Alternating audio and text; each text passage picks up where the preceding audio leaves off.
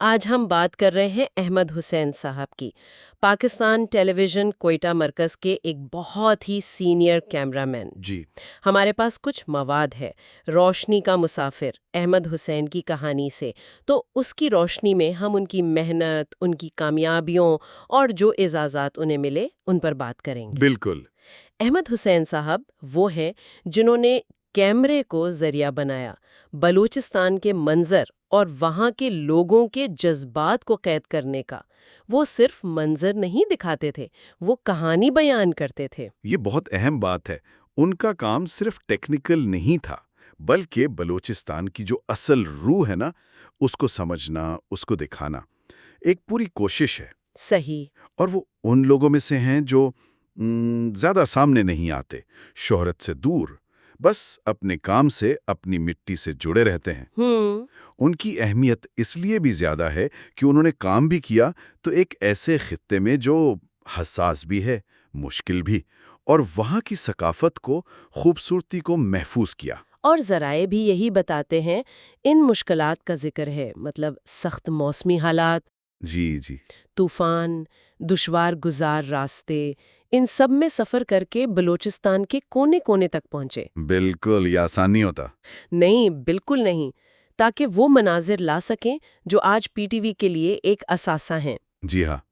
اور یہ صرف قدرتی مناظر نہیں، بے شمار ڈاکیومنٹریز، ڈرامے، فیچر پروگرامز، گیت، سب کچھ فلمایا انہوں نے۔ اور اس کے لیے جو لگن چاہیے نا، وہ غیر معمولی ہوتی ہے۔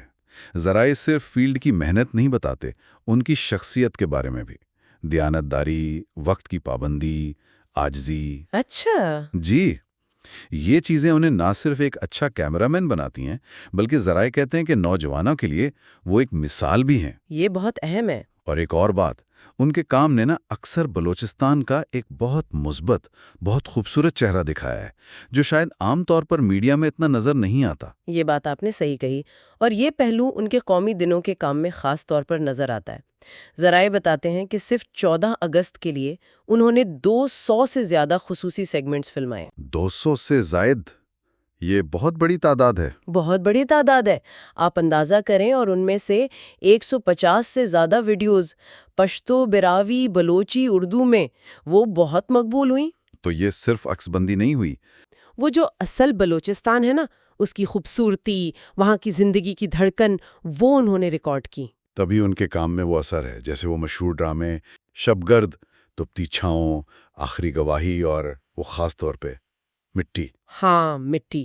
ذرائع تو اسے ایک، جیسے کہتے ہیں نا، سنگ میل قرار دیتے ہیں۔ کیوں؟ کیا خاص تھا مٹی میں، مطلب عکس بندی کے حوالے سے؟ اصل میں مٹی میں احمد حسین نے وہ کمال کیا کہ بلوچستان کے منظر کو کہانی کا حصہ بنا دیا۔ کرداروں کے جذبات زمین سے جڑے ہوئے نظر آئیں۔ وہ وسیع لینڈسکیپس، پھر کرداروں کے کلوز اپ، یہ صرف ٹیکنیک نہیں تھی، یہ احساس تھا، زمین جیسے خود ایک کردار بن گئی ہو۔ اسی لیے شاید اسے قومی ورثہ کہا گیا۔ اور اس کام کو سراہا بھی گیا، مٹی پر نیشنل ایوارڈ تو ملا ہی۔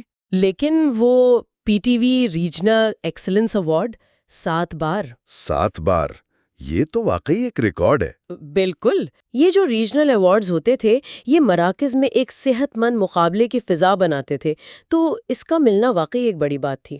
صحیح کہا۔ اور ان عوامی اعزازات کے علاوہ ادارے کی طرف سے بھی، یعنی پی ٹی وی کے اندرونی طور پر اعلیٰ افسران کی جانب سے کئی بار اعزازی سرٹیفکیٹس ملے۔ جی، یہ اندرونی طور پر پہچانا جانا بھی بہت اہم ہوتا ہے۔ بالکل، یہ ان کی مستقل مزاجی دکھاتا ہے۔ دراصل یہ ایوارڈز صرف احمد حسین صاحب کی کامیابی نہیں ہے، یہ اس بات کا بھی اعتراف ہیں کہ جو لوگ پردے کے پیچھے رہ کر مشکل حالات میں کام کرتے ہیں، جی، ان کی خدمات کتنی قیمتی ہیں۔ پی ٹی وی کوئٹہ کی تاریخ لکھیں تو احمد حسین جیسے لوگوں کا ذکر کیے بغیر وہ نامکمل ہے۔ بالکل، یہ ان کے معیار اور مستقل مزاجی کی دلیل ہے۔ اور وہ صرف خود تک محدود نہیں رہے، مطلب نئے لوگوں کو بھی سکھایا۔ جی ہاں، یہ پہلو بھی اہم ہے۔ ذرائع انہیں ایک استاد کے طور پر بھی دیکھتے ہیں۔